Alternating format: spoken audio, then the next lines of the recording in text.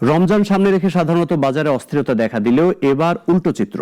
বেশিরভাগ নিত্যপণ্যের দাম রয়েছে সহনীয় পর্যায়ে। চাহিদা যোগানের ভারসাম্যে স্বস্তিতে ক্রেতা, আশাবাদী বিক্রেতারাও।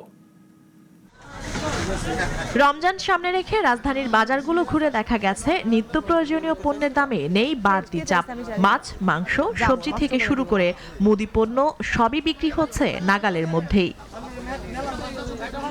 মাংসের বাজারে গরু এখন 750 আর খাসি 1200 টাকায় বিক্রি হতে দেখা যাচ্ছে। মাছের ক্ষেত্রেও নেই বাড়তি দাম। রুই কাতলা 300 থেকে 400, ট্যাংরা 600, তেলাপিয়া 220-এর ঘরেই বিক্রি হচ্ছে। তবে মুদি পণ্যের মধ্যে সামান্য বাড়তি মসুর ডাল কেজি প্রতি 170 টাকা।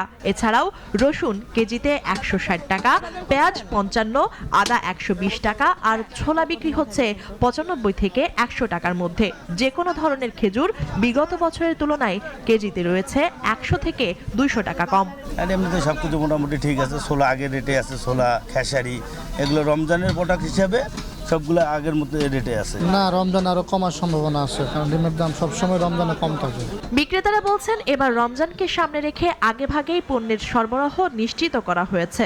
চাহিদা ও যোগানের মধ্যে সমন্বয় থাকায় দাম স্থিতিশীল রয়েছে। পাইকারি ও খুচরা দুই পর্যায়েই বাজারে পর্যাপ্ত পণ্য থাকায় অস্থিরতার সুযোগ কম।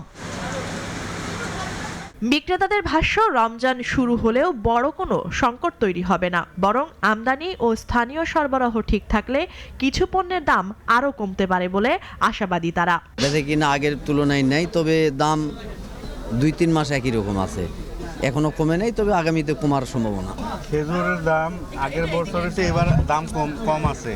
এদিকে ক্রেতারা বলছেন আগের বছরের তুলনায় এবার রমজানের আগেই বাজার বেশ স্বস্তিদায়ক। প্রয়োজনীয় পণ্য কিনতে গিয়ে বাড়তি দামের চাপ নেই। এই মাসে আসলাম যখন, আমার কাছে লাগলো যে না, নরমালি আছে, অনেক বেশি যে বাড়ছে তা না।